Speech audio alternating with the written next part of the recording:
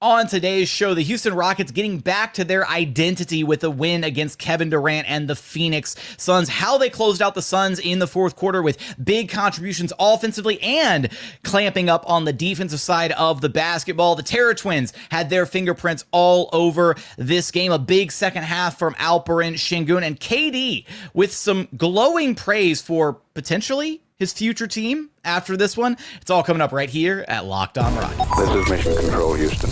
Ignition sequence start. 6, 5, 4, 3, 2, 1.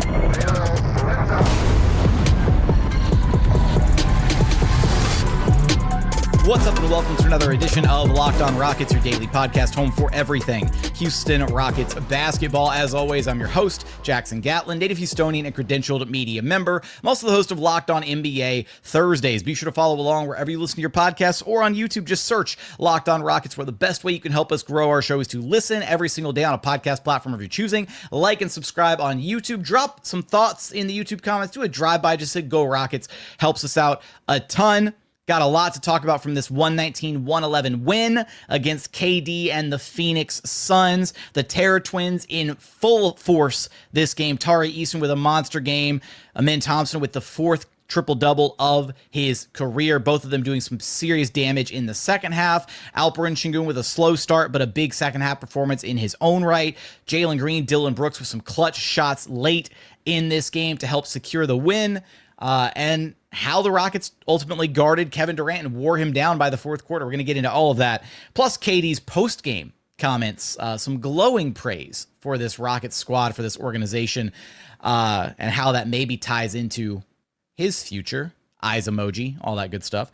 And as always, I appreciate you making Locked On Rockets part of your day every single day, whether it's on your way to work, on your lunch break, in the gym. Thank you so much for being one of our amazing everydayers. Look, this was a game that first half didn't look fantastic, especially that second quarter. Rockets only put up 19 points, and they let the Suns go on a big run to close out the quarter, a run that actually spanned into the second half of this game, where, the Phoenix Suns had a 16-3 run that spanned the end of the second quarter and into the third quarter, where the Suns wound up going up double digits at one point before Ime Udoka, timeout, rally the troops, and then the Rockets reeled off their own 13-1 run to take a 66-65 lead early in the third quarter.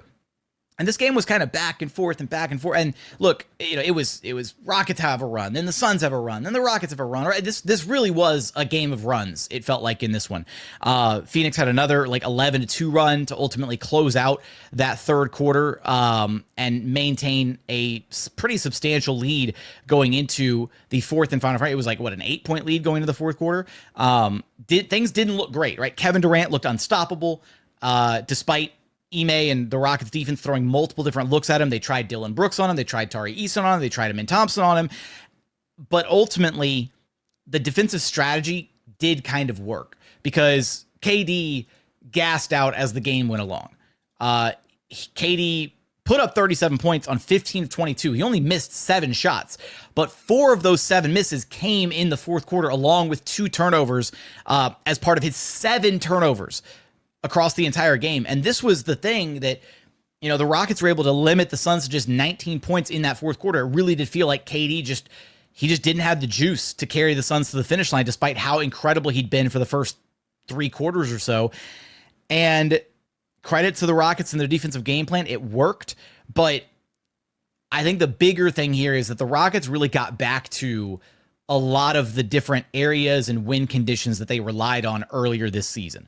For example, all these different statistical categories that the Rockets usually would crush teams in before that 6-game losing streak, really before losing Jabari Smith Jr. and everything to the hand injury, kind of early season Rockets, before 2025. They were more aggressive on the offensive glass, 17-11 in the offensive rebounding department. 12 of those offensive rebounds coming in the second half after only securing 5 offensive rebounds in the first half. So again, that energy, kind of that second wind came to the Rockets in the second half of this game as they were able to close things out. That led to 19 second chance points for the Rockets. They forced 18 Suns turnovers to the tune of 28 points. So scoring off turnovers has always been a big win condition for this team, and they did a fantastic job of that. Up and down the roster, again, Kevin Durant had a phenomenal game, right? Looked unguardable for certain stretches. But the Rockets' defensive game plan was also, when they didn't allow KD to operate in one-on-one isolation and just shoot over the top of whoever his defender was, they did a really great job of sending two to the ball, blitzing him, trying to trap him, forcing the basketball out of his hands, and they played the passing lanes beautifully in this game. Every single starter for the Rockets, except for Jalen Green, had 2 or more steals. So Alp 2, Dillon Brooks 2, Amin Thompson 2, and then Tari Eason had 3 steals. So just really every single guy taking their turn, kind of playing the passing lanes, shooting the gap, getting some easy transition opportunities off of those steals, including there was one that led to we got a Reed Shepherd dunk in this game off of one of those steals that led to a transition breakaway slam.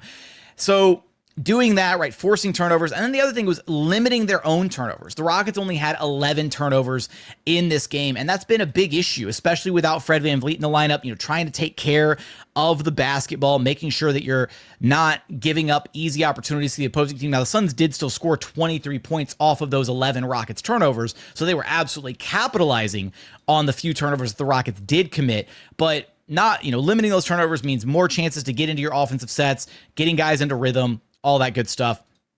And it very much felt like the Rockets kind of woke up in that second half, and a big part of that was kind of sparked by the Terror Twins themselves. Tari Eason, Amin Thompson, both incredible in this game. Tari with 25 points, 9 rebounds, 4 assists, 3 steals, only 1 turnover, 11 of 16 shooting, and 3 of 5 from downtown. And then Amin Thompson with his 4th career triple-double, 18 points on 7 of 13 shooting. He had 11 assists, 10 rebounds, 2 steals, 2 blocks, so 4 stocks for Amin Thompson in this one. And Amin looked a lot more effective in this game after getting a couple days rest, really 3 days rest, right? Because the Rockets last played on Sunday. So resting Monday, resting Tuesday, resting all day Wednesday.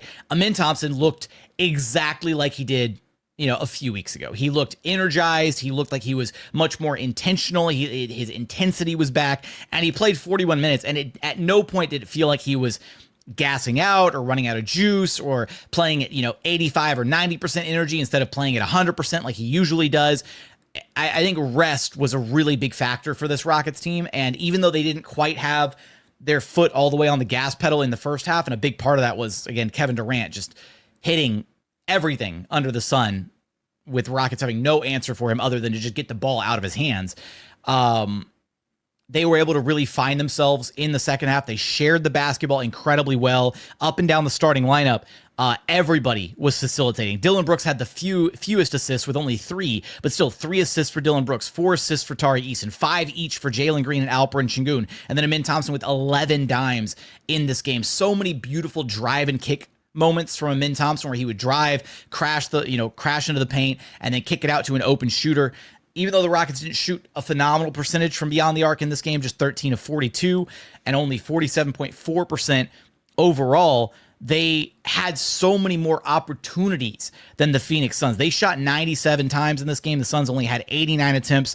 And then the Rockets also outmathed the Suns a little bit. They hit 3 more three-pointers, so that's plus 9 in the three-point department. And then lastly, the free throw line. The Suns only went to the free throw line 11 times. The Rockets did a really good job to not foul, to not put the Suns on the charity stripe. Meanwhile, the Rockets got 24 free throw attempts. They only hit 14 of them. And I tell you what, it was looking a little sketch there at the end of the game, especially when things were all tied up, 104 all at the end of this one. Bol hit a three-pointer, and there was very little time left in the game, and it kind of looked like, okay, well, here it is again. The Suns have a closer, the Rockets don't have a closer, and here we go. They're about to lose another game that they shouldn't be losing, and Jalen Green stepped up, had a quick 5 points, and then Dillon Brooks with back-to-back insanely clutch triples to balloon the lead out to 115-106, and the Rockets were able to coast to the finish line from that point. Just a good quality win. A good win where they got back to doing a lot of the little things that they need to be able to do to win basketball games. And ultimately, look, it was a collective effort. And that's what this Rockets team needs. They don't have that one individual player like a Kevin Durant who can go above and beyond and drag a team or will a team to a win by themselves. They just don't have that. They need the collective effort on a nightly basis from multiple different guys, and they got it in this one. They had a good first half of play from Jalen Green. He faded a little bit in the second half, but an overall strong game from him. Alperen and Sengun came on big in the second half. Tari Eason was strong all night long. Thompson, a big second half. Dillon Brooks struggled in the first half, showed up big in the second half with those 2 clutch triples at the end. They got decent production off the bench. This is how this Rockets team has to win games, especially with no Fred and no Jabari until after the All-Star break. They got a well-rounded team effort, all 5 starters in double figures. You love to see it. Good win against a Phoenix Suns team that, yeah, they're struggling and they're not even in the play-in picture right now, but it's still Kevin Durant. It's still the Suns. They're still dangerous, and a win is a win. Coming up, want to talk about some of the individual performances from this game, as well as Kevin Durant's post-game commentary, some glowing praise for this Rockets organization. We're going to get there in just one moment.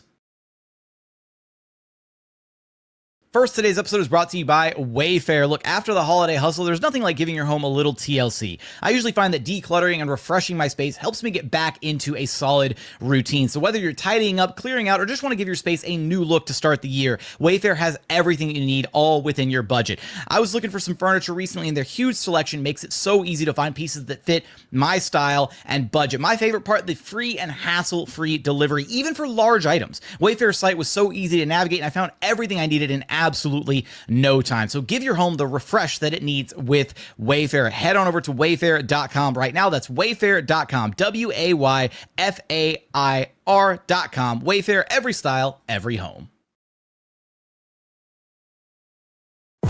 And continuing on here at Locked On Rockets, your daily podcast, home for everything Houston Rockets basketball. You might find yourself, I do apologize for getting this episode out so incredibly late.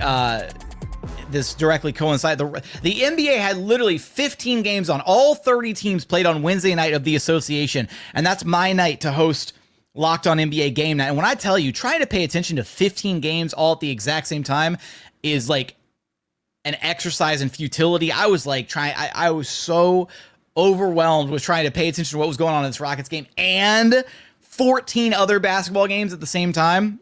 So I apologize for getting this episode out a little late. I was a little overwhelmed with basketball, to say the least. But I wanted to talk about it. This is a good win for this team, a team that needs to get back to stacking up some wins after that 6-game losing streak, and kind of hopefully able to solidify their place as one of the top 4 teams in the Western Conference, despite dealing with that little bit of slippage from that losing streak. But I wanted to talk about a couple of the other elements from this game. Let's start first with Thompson. I mentioned the drive and kick game, and I mentioned him looking a little bit more fresh in this one in particular, but I really did appreciate just how effective it felt like he was in a variety of different ways in this game, right? And that's one of the most unique things about Thompson is he's so multifaceted, whether he's getting stops on the defensive side of the floor and then pushing the break in transition, or whether he's playing out of the dunker spot or kind of cutting out of the corners or initiating offense, which he's been doing a ton more as of late. Ime really showing his trust in him. And then we're seeing these flashes of him as a playmaker, right? We're seeing him seriously dropping some serious dimes. Again, a triple-double against, so what? It's, so Phoenix Suns team, but still, triple-doubles aren't exactly easy to come by. And Thompson makes it look like he can do it in his sleep sometimes. As long as guys are knocking down shots, he's able to get it done. He had some really nice interior passes in this game. And for me, the biggest piece was he looked revitalized, right? He looked like he had his energy again. And Thompson is a guy whose pressure and intensity on both the defensive and offensive side of the court are so integral to who he is as a player that it really did feel like, okay, like you're not getting the best version of Thompson over these last handful of games. And so him getting this rest, and again, he's still in year 2. He's still adjusting to the grueling grind that is an 82-game schedule in the NBA. And that's, you hear vets talk about it all the time. The young guys need time to adjust. They need to get their body and their conditioning right for an 82-game NBA schedule. So just really loved what we saw out of Amin Thompson in this game, especially some of the defensive possessions late in the game against Kevin Durant. He didn't do much on KD throughout the first few quarters of the game, and I don't know if that was like specific strategy implemented by Ime Udoka that he didn't want to waste Amin Thompson early in the game, wanted to keep him fresh for later on. But it felt like it was a majority of Dillon Brooks and Tari Eason on KD for the most part. And then Amin Thompson didn't really start taking his turns guarding KD until later in the game. Loved the second half performance from Alperen Sengun. I don't know if the Rockets have a better player, like if the Rockets could just start tip-off, and if it was just the third quarter right away, Sengun would be playing like an all-NBA caliber player this season. Something about these slow starts, I really don't know what it is for Alperen Sengun. I think part of it feels like when the Rockets especially are kind of playing from behind a little bit, or playing more so out of necessity rather than like playing ahead, it's almost like Sengun's decision-making becomes a little bit crisper, right? Where he's able to make better decisions with the basketball. He's more decisive with the moves that he does make. But he had a huge second half, 13 points, 6 rebounds, 3 assists, 2 steals, pretty much doing all of his damage in the second half after only scoring 4 points in that first half. And especially that segment at the top of the fourth quarter where it felt like he was kind of integral to, getting some assists and getting some buckets there. Just a strong performance from Alperen Sengun after a slow start. And we've seen him do that a lot this season. And again, I really do wonder what the mentality is behind why sometimes the slow starts happen, that kind of thing. But he showed up in the second half when it mattered, got the job done. And how can I leave here without, I got to highlight, talked about Jalen and Dillon Brooks hitting the big shots late. Jalen was really effective inside the arc in this game. He shot 4 of 6 inside the 3-point line, just 4 of 15 outside the 3-point line. It didn't feel like he was necessarily settling for threes. It's what the defense was ultimately giving him. So you'd like to see him shoot a little bit better from beyond the arc than 4 of 15, which is hovering probably just over or right at about 30% from 3. But at the end of the day, if the defense is going to go under on screens repeatedly, which is exactly what they were doing whenever Jalen Green had the basketball, you've got to pull the trigger on that shot, and you've got to pull it with confidence and just have trust in your work that they're ultimately going to go down. So a lot of threes for Jalen Green in this one, but ultimately hit enough of them, including one of them late in the game, to help push the Rockets and help them, get a comfortable lead to be able to secure this win. And then Dillon Brooks, who had it's such a polarizing deal with Dillon Brooks, because the first half offense from Dillon Brooks was some of the worst offense I think I've seen him play all season long. Poor decision making, bad shot attempts, like aggressively taking over the Rockets offense, like it's my turn to cook kind of mentality. He got back to doing what he's supposed to do quite a bit more in the second half, where he wasn't really trying to take over the offense. He was just taking shots within the flow of the offense, nice catch and shoot 3-point opportunities, not forcing the issue nearly as much. And it looked a whole hell of a lot better in the second half. Dillon Brooks for the game, 5 of 13. In the second half, 3 of 5. So only hit 2 of his, 8 attempts, 2 of 8 in the first half. Just a really rough offensive night for him. But liked that he kind of settled things down, or got himself settled down, I guess, and wasn't forcing the issue as much in the second half of this game. Tari Eason, though, I think he's got to be the Rockets player of the game. And I feel weird that I went all the way through all the different players and then got to Tari Eason last. But he was... Coaches are dogs. All the players are dogs. I'm a dog. That's just what it is.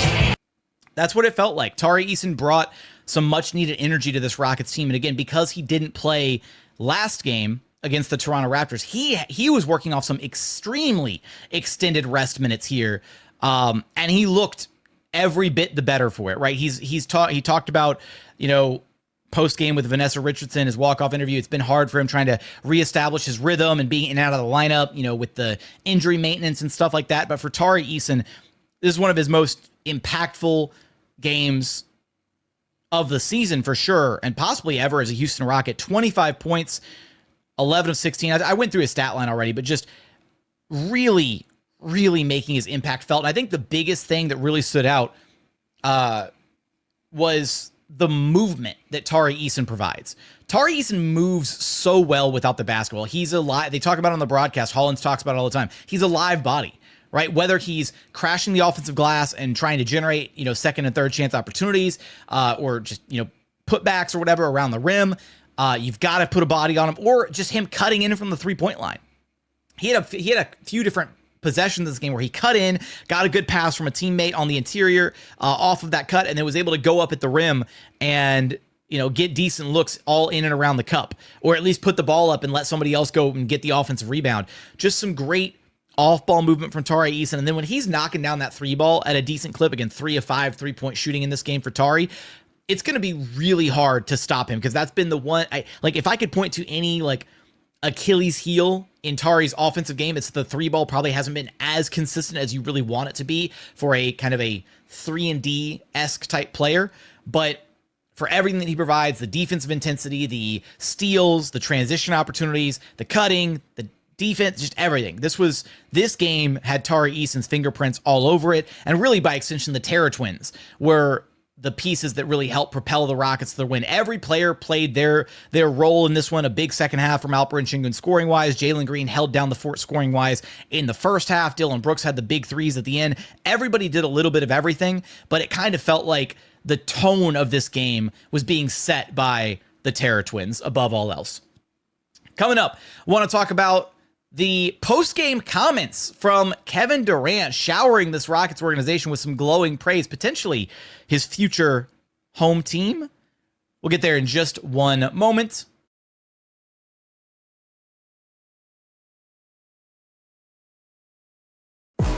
And final segment here at Locked On Rockets, your daily podcast, home for everything Houston Rockets basketball. Let's go ahead and check out what Kevin Durant had to say about these Houston Rockets after the game. Shout out to Michael Shapiro of Cron.com, who got these video clips of KD, posted them on social media, and I'm running them back here on the show. So if you're not following Michael, he does a fantastic job covering the Houston Rockets and all major Houston area sports. He covers a lot of Astros as well, so be sure to go check him out if you don't already, if you're not following him. But let's go ahead and hear what Kevin Durant had to say about this Rockets organization.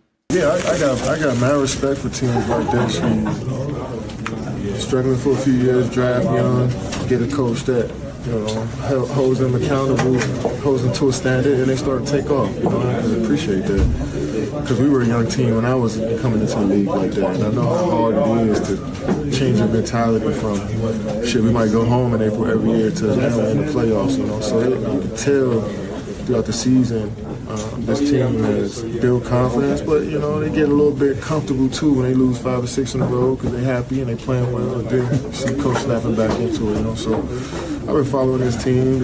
I got the friends, Royale, Ime, Jeff Green, so I'm trying to keep tabs on this team. They've been playing great ball.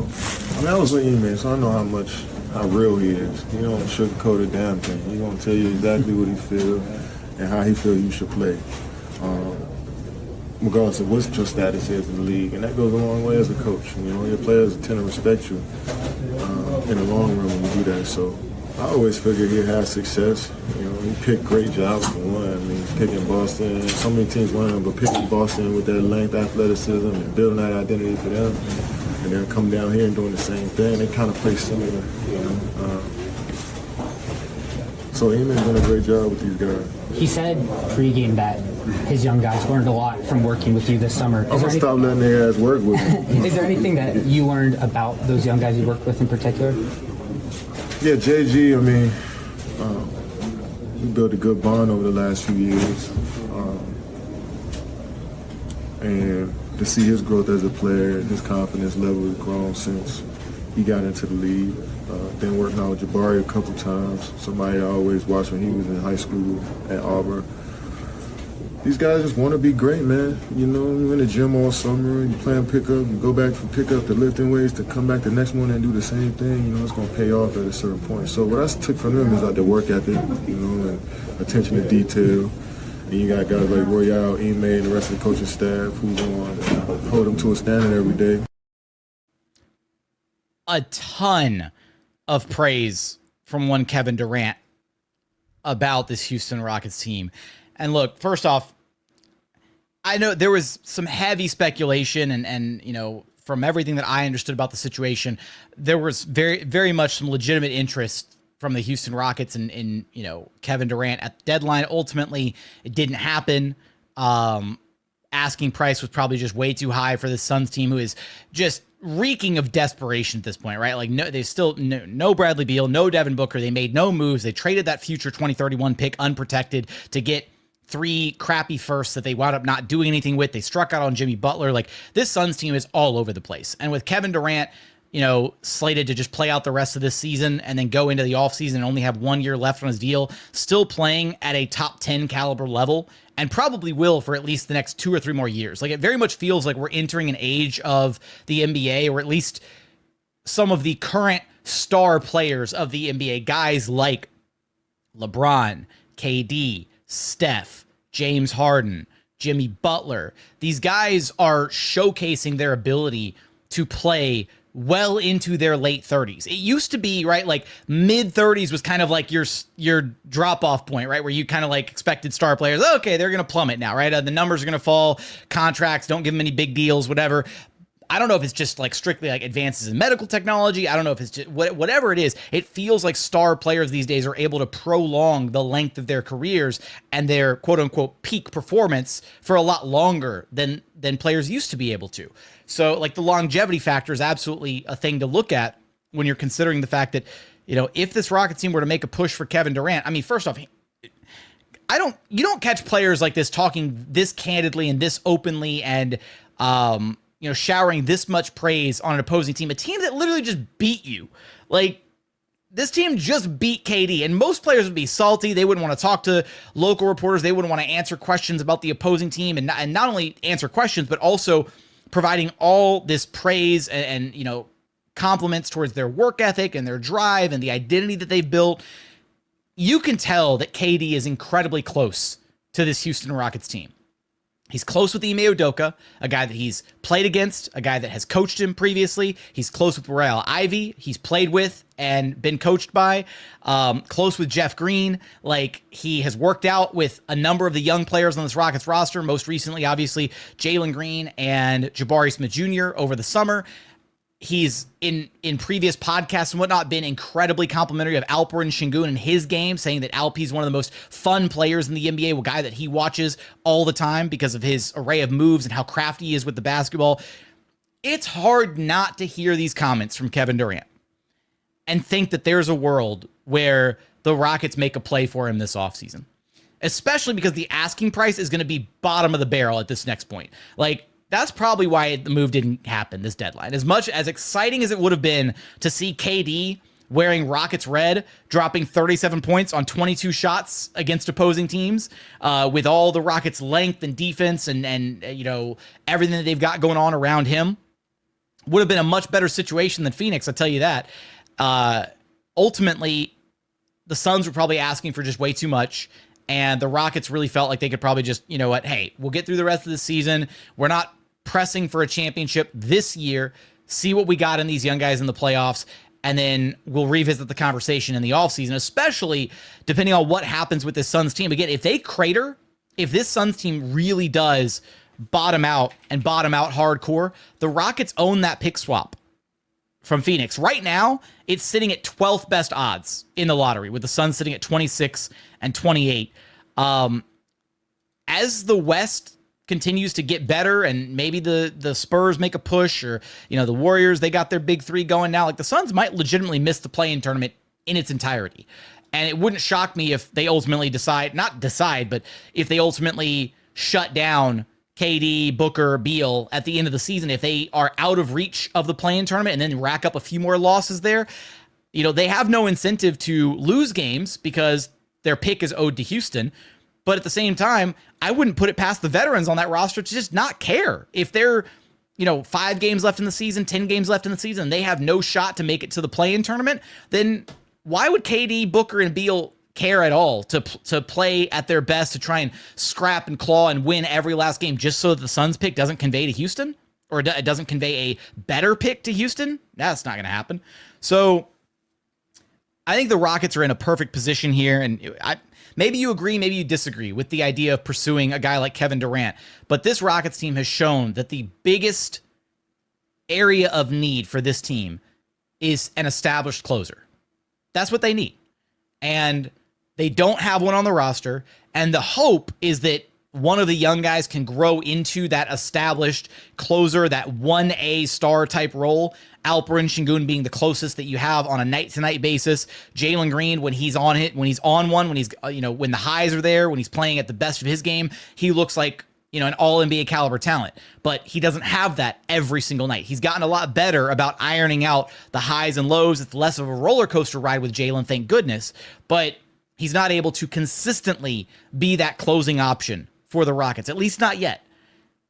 And if you could make a move for Kevin Durant this offseason, if the asking price wasn't too incredibly high, and to boot, to add all this together, if that Suns pick winds up conveying somewhere top 7, top 5, top 3, maybe, with all the talent at the top of this year's draft, guys like Cooper Flagg, Dylan Harper, Ace Bailey,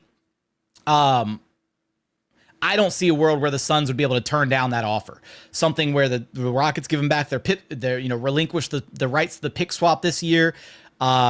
Maybe one or two of the young guys plus the salary filler on top of that. You bring KD to Houston. He negotiates a contract extension, and then you get Kevin Durant. Yes, at the twilight of his career, it's not MVP level KD, but this is a KD that's still very clearly playing like a top 10 player in the association. And if you're able to add him to what this Houston Rockets team has been able to do this year, think about every single loss that this Rockets team has had this season simply because they couldn't put points on the board at the end of a game. Think about the fourth quarter meltdowns. Think about the close games that were lost. Now, in your mind, erase, I won't even say erase all of them. Erase 75% of those games. If you have KD on this roster, the collapses against the Heat and Wolves don't happen. The Anthony Edwards takeover at the end of that other Wolves game, Ant can still probably take it over, but KD can easily go toe for toe. Look, I know the Rockets got KD, but they got Jaden McDaniels. I'm sorry, I can't not think of KD and that Jaden McDaniels line from Anthony Edwards. And look, at the end of the day, I will maintain this, right? KD is not the all-in move for this Rockets team. KD is another transitional type move, similar to signing Fred VanVleet and Dillon Brooks. And look, the Rockets were clowned. They were clowned for signing Fred and Dillon and bringing them to Houston and overpaying for Fred and overpaying for DB. DB was the problem in Memphis, and you're paying way too much for Fred VanVleet. And look where it took them. Look what they did, right? And conventional, like there might be kind of this running now, training for KD, he's over the hill, he's 36, he'll be 37 next year, it's a bad move, whatever. Nothing about KD's game tells me that it wouldn't age beautifully. And if the Rockets are looking to bring KD in to be their number one option temporarily for a season or two, while the other young guys continue to grow and eventually, in a year or two, be able to take the reins from him and allow him to fade into more of that ancillary, tertiary, secondary, third, whatever offensive option, then so be it. They've got enough defense to put around him. They've got enough playmaking and ball handling and shot creation and everything. They just need a guy that can consistently get buckets, especially at the end of games. A guy that can put a team on his back and say, I'm going to carry you to the finish line. And if they had a player like that on their roster this year, they'd be legitimate contenders this season. They didn't go for it at the trade deadline. Price was probably too high. I feel so confident in saying that Kevin Durant is going to be a Houston Rocket this upcoming season.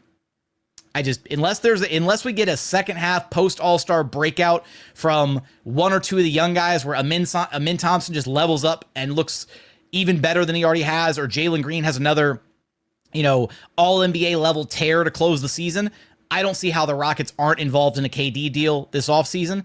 And you bring him into what they've already established here in Houston, mix and match a couple of the other ancillary parts, this Rockets team will 1000% be a contender next season. That's the level up move for this squad. And again, you can hear it in how KD talks about this team. He's got a lot of ties. He has a lot of appreciation for this squad.